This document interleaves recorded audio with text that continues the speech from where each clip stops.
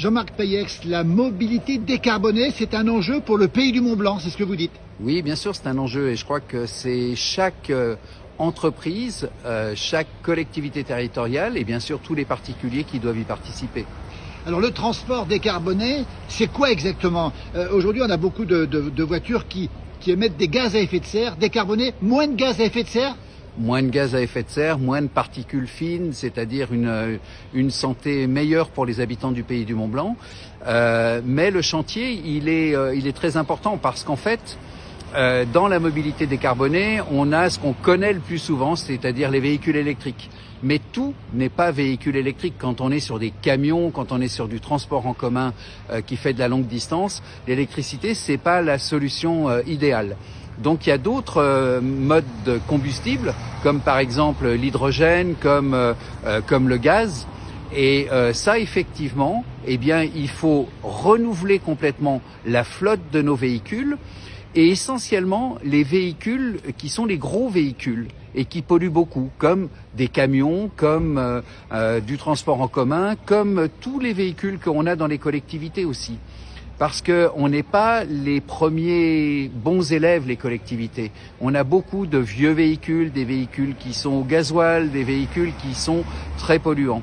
Donc il faut vraiment changer de braquet et puis faire en sorte qu'on puisse faire du rétrofit ou qu'on puisse changer complètement. Le rétrofit, c'est transformer un véhicule normal en un véhicule électrique, gaz, etc. Hein. Voilà, je change la motorisation, je conserve le véhicule et il y a des entreprises qui font ça très bien et qui changent vraiment le type de moteur en fonction du carburant, du type de carburant qu'il y a. Donc ça, c'est quelque chose qu'il faut faire. Mais si on fait de l'hydrogène ici au pays du Mont-Blanc, eh bien s'il n'y a pas de station pour faire le plein, eh bien ça va être très compliqué. S'il faut aller à Annemasse pour aller faire le plein d'hydrogène, c'est complètement aberrant tout ce que je viens de dire.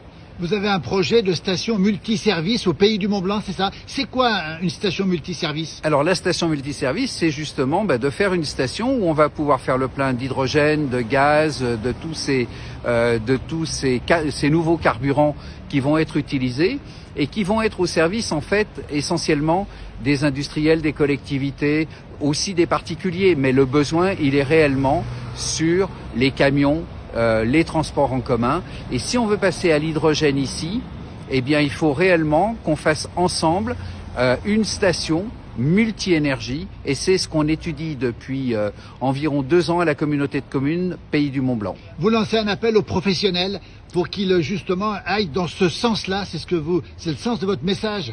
Oui, parce que en fait, c'est pas uniquement le problème des collectivités. Si les professionnels n'abondent pas et ne disent pas, ben moi je suis prêt à faire le rétrofit de mes moyens de transport, à acheter maintenant des nouveaux véhicules et je garantis une certaine consommation, parce qu'en fait la rentabilité d'une station multi-énergie, ça va être le nombre de consommateurs.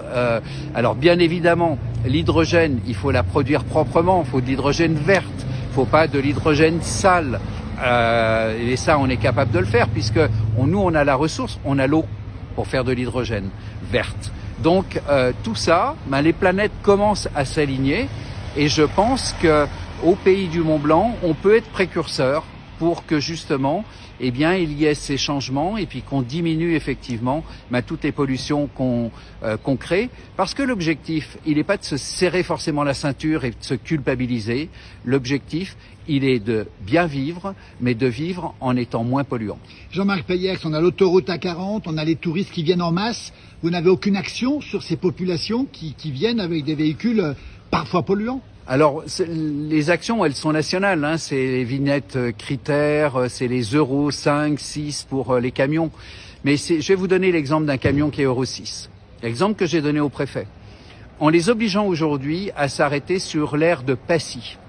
Les moteurs refroidissent, ils attendent parce que c'est la file d'attente du tunnel du Mont-Blanc et ils redémarrent. Et le camion Euro 6, qui est soi-disant vertueux, eh bien, il va faire 300 litres au 100 pour monter au tunnel. Tunnel du Mont-Blanc, on le rappelle, entre Passy et le tunnel du Mont-Blanc. 300 litres au 100, c'est ça? Au 100, entre 200 et 300 litres. C'est pas des chiffres que j'ai inventés, c'est des chiffres de chauffeurs. Donc, si vous voulez, on peut dire que le véhicule il est propre, mais en fonction de l'utilisation, eh bien, il devient sale. Et si réellement ces véhicules n'étaient pas stoppés au pied de la rampe du tunnel du Mont-Blanc, mais étaient stoppés comme avant à Cluses ou en amont, eh bien ils seraient en pleine vitesse, en pleine accélération, et ils n'auraient pas besoin de redémarrer et d'appuyer sur l'accélérateur jusqu'au tunnel du Mont-Blanc. Voilà les aberrations. Déjà le tunnel du Mont-Blanc à l'époque c'était une aberration, parce que faire un tunnel pour faire monter de 550 mètres jusqu'à 1200 mètres, effectivement, l'objectif n'était pas forcément intéressant pour la pollution. Dans quel délai la station multiservice ici au pays du Mont-Blanc? Alors il faut trouver le terrain, ça c'est assez facile, mais il faut surtout trouver les clients qui permettent de garantir justement une consommation qui permette d'amortir les investissements qui sont des investissements lourds. Merci Jean-Marc Payette. Merci pour beaucoup. Une mobilité décarbonée, une mobilité plus durable on va dire ici au pays du Mont-Blanc. Merci beaucoup.